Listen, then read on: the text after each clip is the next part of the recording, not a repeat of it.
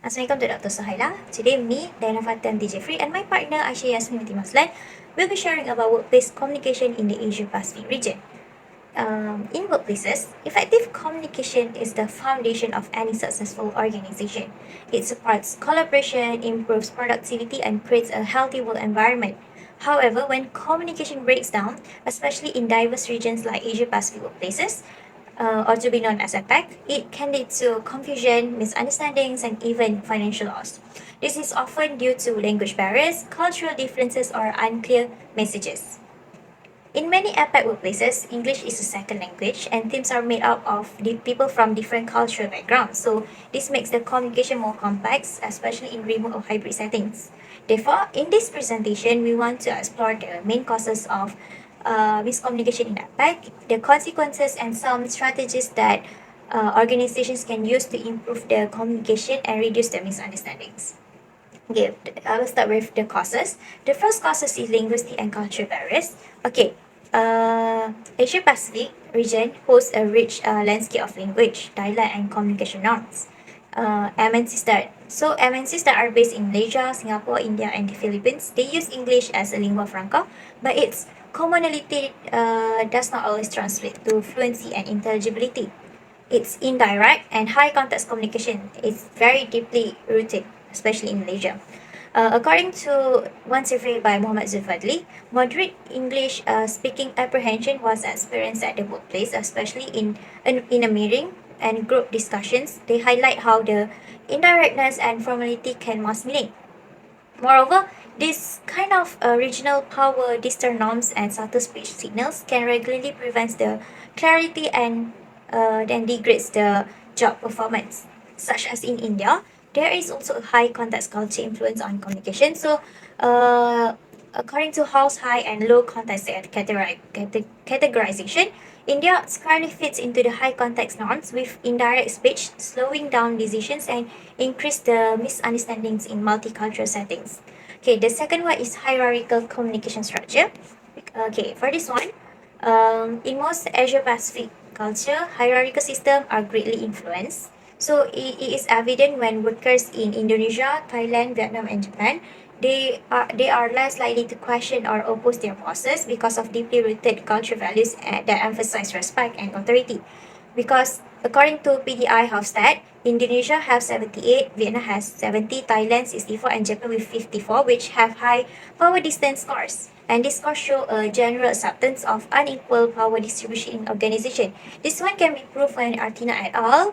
Nguyen Artina et al. For Indonesia, Nguyen and Umemoto for Vietnam, and also Gundos et al. For Japan, they stated that they always see the workers avoiding disagreements with their superiors, always follow their superiors' instructions and so on, since they don't want to be disrespectful, and this behavior is very aligned with the cultural ideas of respect and group unity. The third one is remote work and digital communication tools. Um, the COVID 19 pandemic quickly pushed the Asia Pacific workplaces into remote work. So, this shift created new communication challenges, but they kept the companies running through online tools like Zoom, Teams, Google Meet. So, the one main issue that we can see here is the nonverbal cues, lack of nonverbal cues. Okay, Shoshan in the year of 2022, he found that video conferencing can make it harder to read facial expressions, gesture, and even tone. Because this ability is important for understanding the subtle messages, especially for regions in high context culture. Because other than that, video call fatigue is also one of the problem. Since when we spend so much time on multiple video streams, we need to focus in one time lead to mental overload, and due to that the message clarity will be reduced and we will raise the chance of misunderstanding. Apart from that, asynchronous communication and time zone differences also one of the important factors for this cause, because various Asia Pacific countries workers they communicate with each other use email and chat. So this habit leads to delayed communication responses and long message threads which can cause the misunderstanding and slow down on decision making. The next one is generational differences. Okay, for this one, in most companies, social network savvy workers like my millennials and Generation Z, they always communicate with each other informally on instant messaging. When Meanwhile, the traditional generation, they want the sequential formal channels such as email or in-person meetings. So it's very like they have like a communication mismatches where the younger employees use abbreviation, emojis, and older employees view them as disrespectful or unclear, according to Human Resources Online in May of 2024. Moreover, based on her research, Thomas 2024, she stated that she demonstrated that how tone can misread and it can result in tension and reduce the productivity because the author stated that this Generation Z, they always suffer by using the wrong channel of writing, even dealing with clarity, while Generation X or boomers, they are not suffering from that. So the differences we can see here is that uh, they have like digital literacy, combination norms, and that can cause the older employees to lose skills in fast messages and younger employees to be hindered by formal procedures. Hello and good day to Dr. Suhaila. My name is Aisha Yasmin, and in this video, I'll be presenting the second part of our topic, focusing on the consequences of miscommunication in Asia-Pacific workplaces. Let's begin by understanding why this is such a critical issue. In a region as culturally and linguistically diverse as APEC, a simple miscommunication can ripple across entire operations. It's not just a minor hiccup, it affects productivity, employee satisfaction, safety, and even brand reputation. First, let's talk about productivity and efficiency. In places like Malaysia or the Philippines, where multiple languages are used in the same office, it's easy for meaning to get lost in translation. A study by Grammarly Business in 2022 found that communication breakdowns cost companies in APEC about 12,506 USD per employee every year, which is massive. Imagine how that adds up across a company. Even small things like big emails or unclear instructions can cause project delays. Singh and Zhang in 2020 even found that 60% of Indian Chinese cross-border projects missed their timelines just because of poor communication. Okay, so now let's move on to employee satisfaction and conflict. If someone doesn't feel heard or understood, it builds frustration over the time. In high contact cultures like Japan or Indonesia, people are used to being indirect. So, a literal interpretation of something that was meant to be subtle can lead to misunderstandings. A study in Singapore by Kumar and Ong in 2020 showed that unclear communication from managers actually led to higher employee turnover. And it's not just cultural, it's also generational gaps. For instance, Gen Z and millennials love emojis and casual tone, but older colleagues might see that as unprofessional. So, this generational gap is a hidden layer of miscommunication. Next, let's consider safety and compliance, especially in high-risk industries. In Malaysia, construction sites often have language gaps between local supervisors and migrant workers. There is a study by Tan and Abdullah in 2021 found that this miscommunication directly caused an increase in accidents. In hospitals, vague or incomplete shift reports can lead to patient harm. The pandemic made this issue worse, especially when frontline staff needed to follow changing protocols quickly. And lastly, reputation. Miscommunication can hurt how clients and customers view the brand. McKinsey Asia 2020 found that over a third of consumers in APEC were less likely to trust a brand that didn't communicate clearly. There was a case in Australia where a government contractor lost a major deal because of unclear reporting lines, which is supported by Harper and Liu in 2023 that highlight the issue. And today, with social media, even one poorly written message can go viral over the wrong reasons.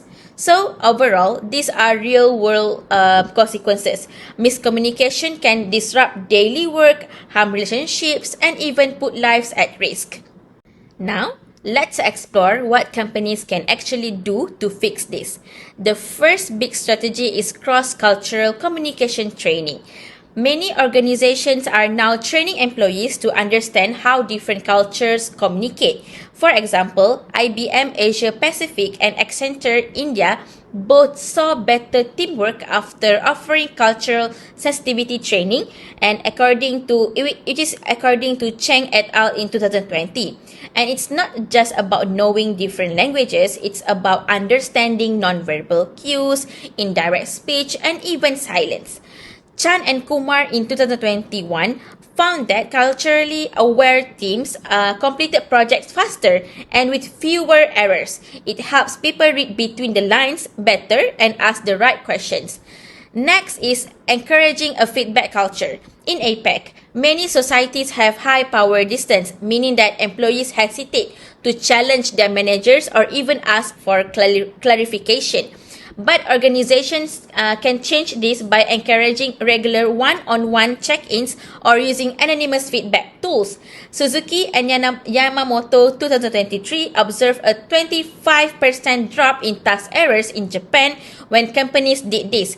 Plus, when people feel safe enough to speak up, it creates what we call a healthier workplace overall. And according to Deloitte in 2023, even found that companies with a strong feedback culture had lower turnover and higher profitability. The third strategy is enhancing digital communication. Since remote and hybrid work is common now, companies need to set clear rules. For instance, what platform should be used for what purpose? How fast should someone respond? What tone should be used? Okay, and then Harper and Liu by 2023 suggest using tools like Loom or screen sharing to make instructions clearer. Meanwhile, Asian Tech Monitor in 2023 reported that 81% of APEC employees feel overwhelmed by constant video calls. So companies are starting to switch to shorter meetings or asynchronous updates. In South Korea and Japan, businesses that implemented this saw better engagement and fewer misunderstandings. So the key idea here is that these aren't one-size-fits-all fixes, but they can be customized to suit a team's needs. The next strategy is language support and simplification. Okay, structured language in the way of customized English training, industry-specific glossaries and graphic is a must to eliminate the miscommunication from multilingual background companies. This can be seen in this one logistics company survey in the year of 2023 when in the survey the context-oriented English training was stressed out, and then the authors declared that the blending of industry-specific terminology with graphic assistance led to notable enhancement in employees' comprehension and business. This experiment is with cross-cultural communication between HR operations, and the workers with the higher English competence had fewer miscommunication. They executed instructions at higher speed and coordinated better during peak operations. And this is why it helped plug the knowledge gaps within the workers with different levels of language skills. The next one is leveraging visual communication. Visual aids such as like flowcharts, infographic, training videos are very effective means of knowledge augmenting in ethnic Asia Pacific companies because they simplify complex processes into comprehensible structured image which are most appropriate for safety protocols and task-based training. Based on TechSme in the year of 2022 India survey, it showed that 91% of Asia Pacific employees employed instructional videos a minimum of once per month, and that video content being the top source in high level of accurate and concise knowledge transmission compared to text assets. And the infographics allow the employees to easily understand step-by-step instructions and enhance their memory. So, to wrap up, workplace miscommunication in APAC is a serious issue that costs companies both time and money, and more importantly, it affects people's well being and safety. Because the region is so diverse with multiple languages, cultures, and generations working together, the risk of misunderstanding is naturally higher. But the good news is that these challenges are fixable. Through cross-cultural training, open feedback systems, and smarter digital communication practices, companies can build stronger and more cohesive teams. So, in overall, communication is not just a soft skill, it is a survival skill in today's global workforce. And in region like APAC, mastering it isn't just a bonus, it is a necessity. So, that's all from me. Thank you.